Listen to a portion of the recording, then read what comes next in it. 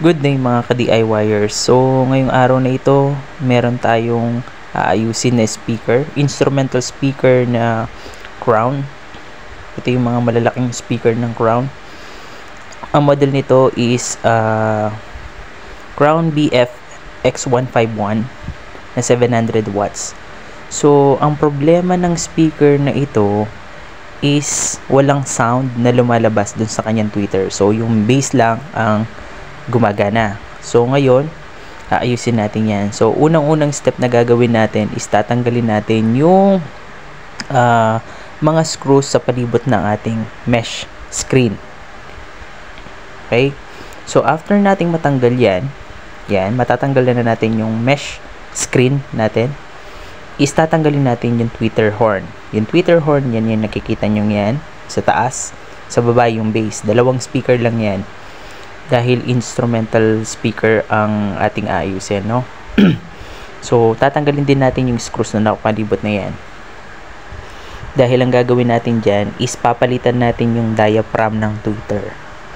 So, hindi kamukha ng ibang mga tweeter. Yan is may mga diaphragm type yung tweeter na yan, no? Tweeter horn ang tawag dyan. Ayan, at may driver siya. Yan nakikita yung bilog na yan. So, ganyan ang loob ng ating Crown speaker. So, una, syempre, tatanggalin muna natin yung connection. So, pinipindot lang yan.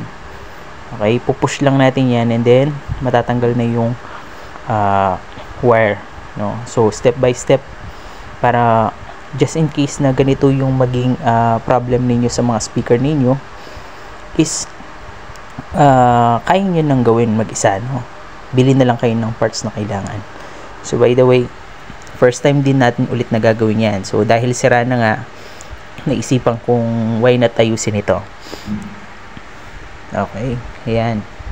So yan ang itsura ng tweeter horn ng BF X151, no? So tatanggalin natin yung pinaka horn niya dyan para madaling matanggal natin yung loob ng driver. So, ayan yung loob ng ating speaker. Ayan. So, meron siyang dividing network din. Ayan. Two-way. Two-way kapag dalawang speaker. Isa sa base, isa sa tweeter. Ayan. Fast forward na natin. So, yan. Tatanggalin muna natin yung mga tornilyo dyan para matanggal natin yung pinaka-horn. Para hindi siya, dahil napakalaki ng horn, harang-harang siya. So, mas maganda nang tanggalin muna natin.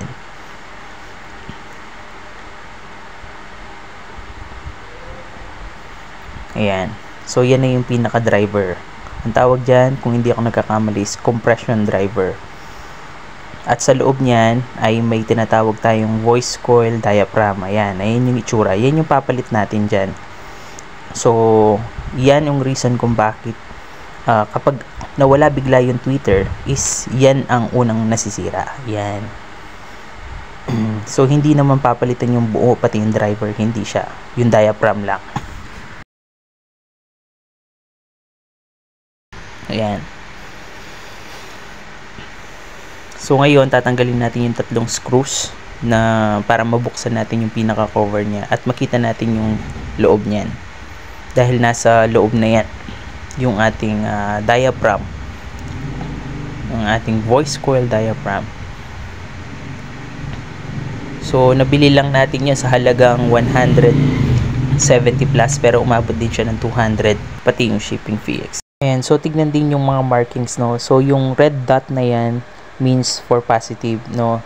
So tatandaan ninyo lagi, no, baka magkamali po kayo sa paglalagay, is make sure dalawa lang naman yung klase ng wire na yan, positive and negative. Usually yung red or red talaga, no, means positive.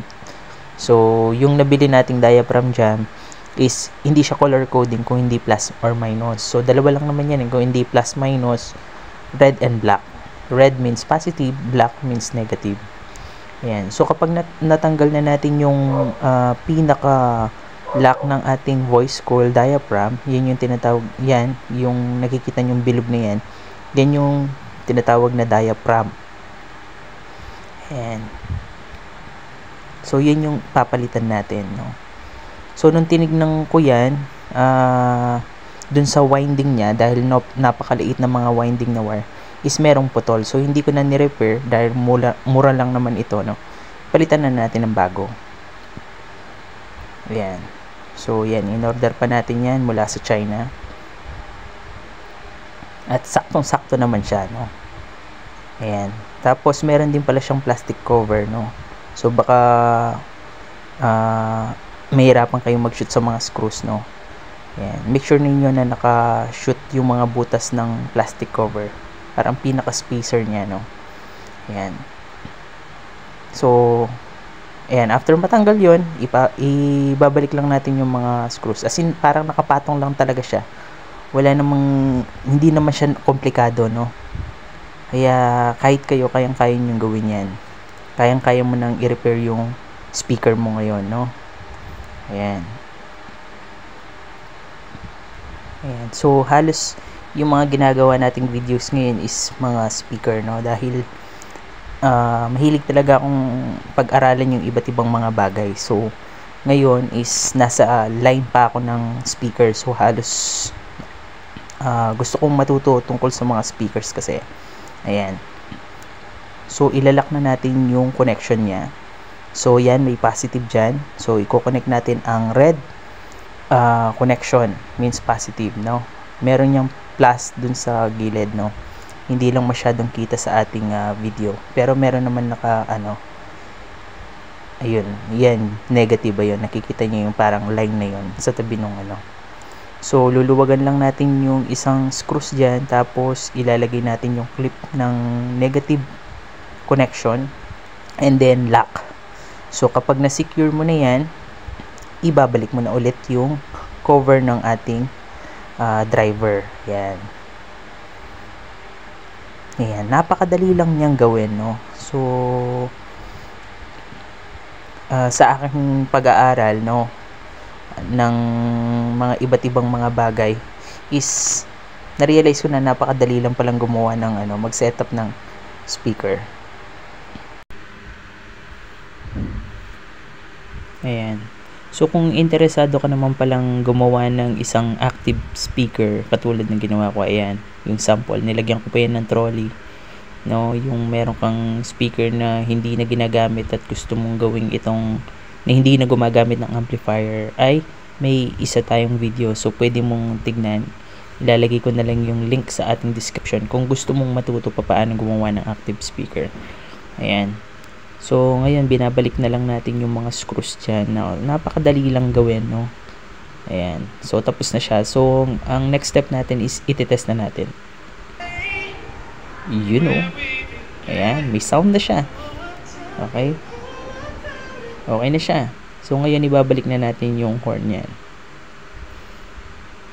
Nice, nice, nice. Ayan. So, since na-test na natin siya, umaandar siya ng maayos. So, ngayon, is ibabalik na natin siya. Alright. Ayan. So, habang lumalakas yung loob natin sa paggagawa ng iba't ibang mga bagay, no, dumadami yung ating kaalaman, no? Dahil kapag marami kang alam, maraming oportunidad na maaaring maibigay sa'yo, no? Dahil hindi lang isa, hindi lang dalawang alam mong gawin kung hindi marami. So, maaaring ito yung maging daan para maging successful ka balang araw, no? So, yan ang aking na-realize ngayon. Dahil nag-umpisa lang ako sa pagkakalikot ng mga iba't ibang mga bagay is nung pandemic lang talaga. So, lakasan lang talaga ng loob, no? Dahil, yan, na-realize ko sa sarili ko na hindi lang pala isa, hindi lang pala dalawa ang kaya kong gawin. Yan, basta maging matyaga lang tayo. Yan. So, sa iba't ibang bagay, ang dami ko nang natipid dito, no? So ngayon nag-volunteer lang ako na ayusin yan. Ayan. Dahil sabi ko nga, kung maayos ko, edi dagdag kaalaman sa akin, no? So sa future ng mga bagay na pwede pang ayusin, ayan. So sinishare ko na rin sa inyo yung journey ko, paano ako natututo sa mga bagay-bagay na ganyan. Siyempre, natututo rin ako dun sa mga nag-share sa YouTube, no? Dahil hindi ko lang namang ito basta alam lang, no. So syempre kumukuha rin tayo ng idea sa mga napapanood natin. Ayan. So ganyan lang siya kapag ibabalik na natin, no. So napakadali lang talaga niya, no. Walang kahirap-hirap. Basta marunong kang gumamit ng screwdriver. Ayan. Yan lang pala ang kailangan mo, no. And then ayos na. Hindi mo na kailangan dali ng pagkabigat-bigat na speaker na ito sa isang repair shop. O malay mo at magkaroon ka ng sarili mong speaker repair shop. Ayan. 'Di ba? So kung nanonood ka ng mga videos na ito, marami pa akong ituturo sa inyo, no. So nakapag-setup na tayo ng mga solar, nag-repair ng mga printer, deep cleaning ng mga aircon, washing machine, basic mechanic ng sasakyan. Ayan yung mga dini-DIY natin. Ayan. So after nating magawa yan, ibabalik na lang natin yung mesh screen. Ayan. Ayan. So kung may natutunan kayo sa video nito, please like, share, and subscribe na lang. Okay? Maraming salamat.